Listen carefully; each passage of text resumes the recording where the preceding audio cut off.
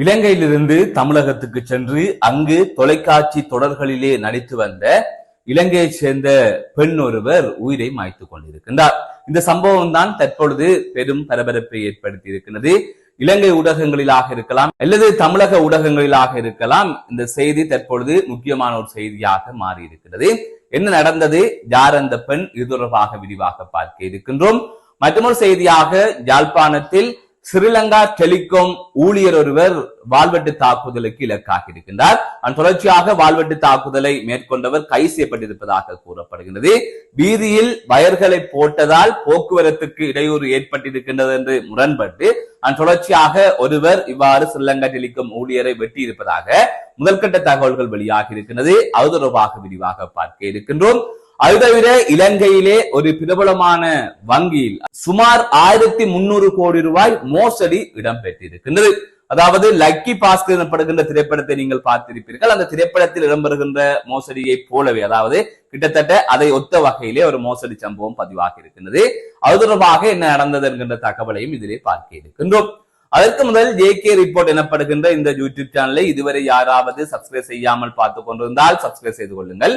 தொடர்ந்து அருகில் இருக்கின்ற பெல் பட்டினை கிளிக் செய்வதன் ஊடாக நான் போடுகின்ற ஒவ்வொரு காணொளிகளையும் நீங்கள் உடனுக்குடன் பார்க்கக்கூடிய வகையில இருக்கும்.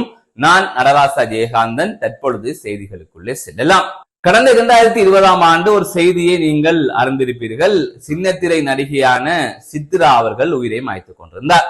ஆரம்பத்தில் சித்ரா இவ்வாறு உயிரை மாய்த்துக் கொள்ளுகின்ற பெண் இல்லை, தைரியமான பெண் என்று சித்ராவின் தாயார் கூறியிருந்தார். கணவன் தான் இவ்வாறு அந்த பெண்ணை, அதாவது குறித்த சின்னத்திரை நடிகையான சித்ராவை கொலை செய்திருக்க வேண்டும் என்று சித்ராவின் தாய் குற்றம் சாட்டியிருந்தார். அதுக்கு பிறகாக உடற்கூராய்வு முடிவிலே அந்த சித்ரா எனப்படுகின்ற சின்னத்திரை நடிகை உயிரை மாய்த்துக் கொண்டமை உறுதி செய்யப்பட்டிருந்தது. குறித்த சம்பவம் அப்போது பெரும் பேசுபொருளாக மாறியிருந்தது. இவ்வாறு ஒரு சின்னத்திரை நடிகை, அதுவும் தொடர்ந்து பல தொலைக்காட்சி தொடர்களில் நடித்து வந்த நடிகை, பிரபலமான ஒரு நடிகை உயிரை மாய்த்துக் கொண்டிருக்கின்றார் என்கின்ற விடயம் காட்டுத்தீ போல் ஊடகங்களிலும் அதை விட சின்னத்திர ரசிகர்கள் மத்தியிலுமே பரவியிருந்தது. இந்த நிலையில் தான் இலங்கையைச் சேர்ந்த சுவாசினி எனப்படுகின்ற பெண் தமிழகத்துக்கு சென்று அங்கே தொலைக்காட்சி தொடரில் நடித்துக் கொண்டிருந்தார். ஒரு குறிப்பிடத்தக்க ஆதரவை சின்னத்திர ரசிகர்கள் மத்தியிலே பெற்றிருந்தார். அவருக்கு வயது 36 என்று தமிழக ஊடகங்களிலே குறிப்பிடப்பட்டிருக்கின்றது. குறித்த சுவாசினி எனப்படுகின்ற பெண் இலங்கையிலே பிரபலமான தொலைக்காட்சிகளில் பணியாற்றி இருக்கின்றார், ஊடகத்துறையில் பணியாற்றி இருக்கின்றார். அதனைத் தொடர்ந்து இலங்கையிலே சினிமா திரைப்படங்களிலும் நடித்திருக்கின்றார். அந்த தொடர்ச்சியாகத்தான் தமிழகத்துக்கு சென்று தொலைக்காட்சி தொடர்களில் நடித்துக் கொண்டிருந்தார்.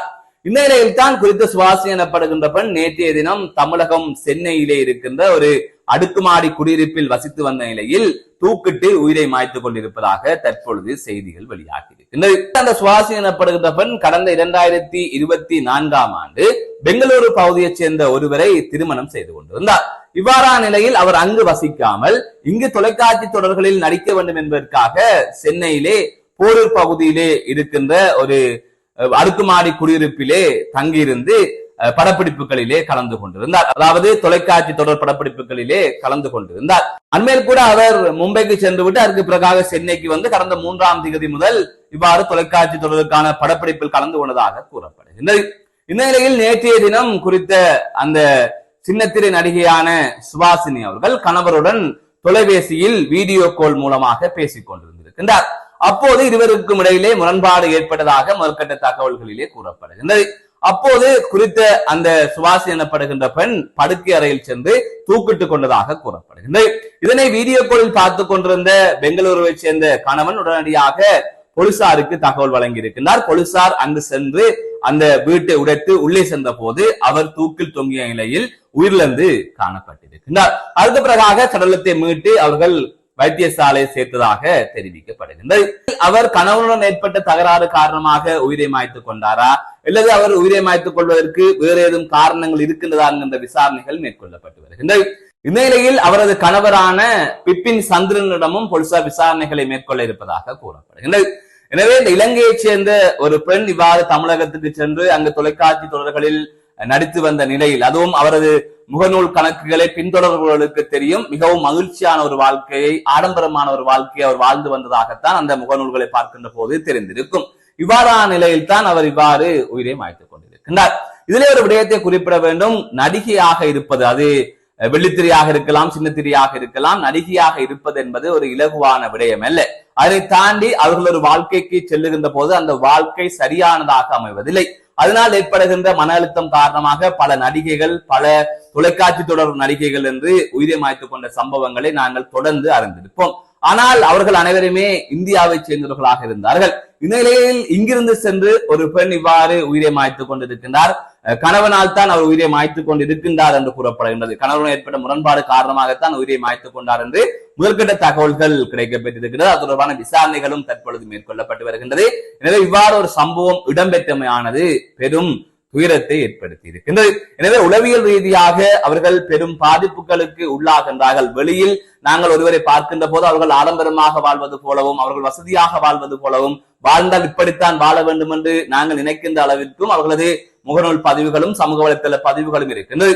ஆனால் உள்ளுக்குள்ளே நடக்கின்ற சின்ன சின்ன விடயங்கள் அல்லது மன உளைச்சல் ஏற்படுத்தக்கூடிய விடயங்கள், அது தவிர உளவியல் ரீதியாக அவர்கள் எவ்வாறு பாதிக்கப்படுகின்றார்கள், எப்படி பாதிக்கப்படுகின்றார்கள், எந்த அளவிற்கு பாதிக்கப்படுகின்றார்கள் என்கின்ற விடயம் யாருமே அறிவதில்லை. அந்த வகையில் தான் கடந்த 2020ஆம் ஆண்டு சித்ரா உயிரை மாய்த்துக் கொண்டிருந்தார். தற்பொழுது அந்த வரிசையில் துரதிர்ஷ்டவசமாக இலங்கையைச் சேர்ந்த சுவாசினி எனப்படுகின்ற பெண்ணும் சேர்ந்திருக்கின்றார்.